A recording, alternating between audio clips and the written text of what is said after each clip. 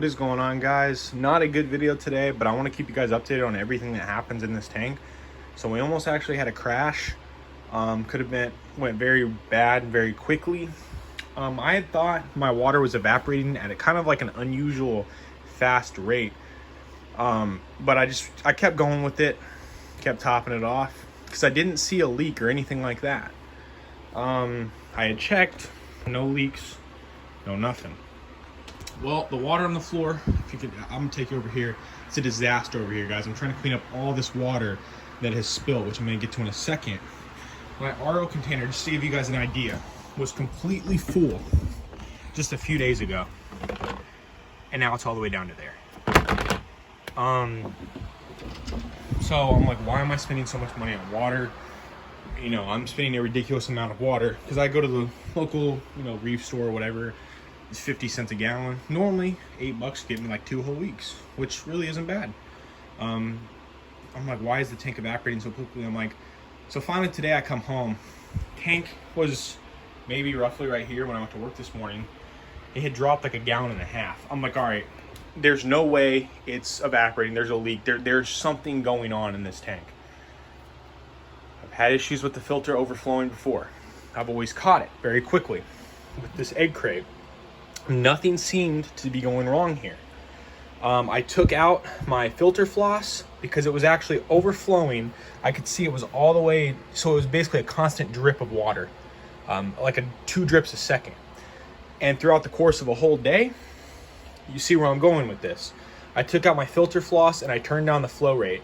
How is that going to affect the filtration of the tank? I'm not too sure. We'll have to see what happens, but there aren't any nitrates or anything in the tank. It's like undetectable on my test kit, so I'm not as worried. I was wondering why nothing was really growing as well. This most likely is the reason: stability. I checked the salinity and I am so thankful that I decided, or that I caught it today, because I checked the salinity. 1.21, guys, almost 1.20, and I'm like, okay, so every day that this has been evaporating, really salt water's been leaking out of the tank. I've been putting in fresh water, therefore dropping my salinity very, very slowly. So I think that's why nothing really died. And I'm really just glad I caught it, guys.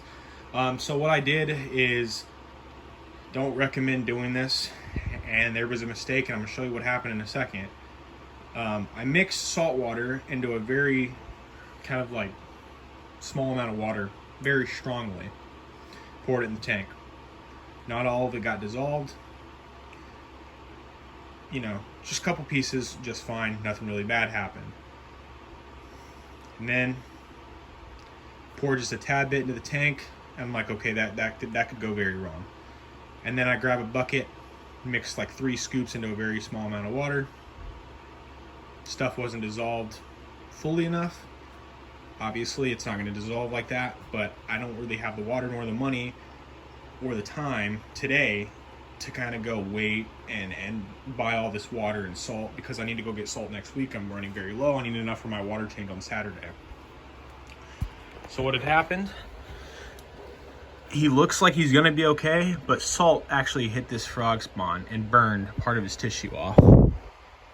You can see, I don't know if you can see it right there, where his tissue's been burnt. I actually think this coral, I haven't showed you guys this coral yet. I actually bought a frog spawn that had been bleached. I took a chance with him at the fish store, and there was some other corals that had been bleached as well. I took a chance on them. And I'm like, maybe he'll bounce back, because my torch did the same thing, which I don't think salt got into him. I just don't think he's very happy because of the change in salinity. I'm hoping he'll be fine by the morning or afternoon, whatever.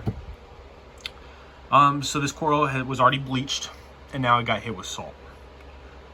Now I'm not so sure the chances coral of fully recovering. The bright purple, he's a purple frog spawn. You can tell he doesn't look purple at all. So we'll see what happens with that. All the other corals seem to be doing fine. The fish are fine. Thankfully, nothing died, nothing was hurt, except this frog spawn. I'll keep you guys updated what I am doing. I have 1 gallon of salt water in here. I know most people do it with a power head. I know this is the way I've done it for years. I know it's not necessarily the proper way to go, but I stir it up and I normally let it sit for about 24 hours and I test it, and normally my salt is dissolved by then.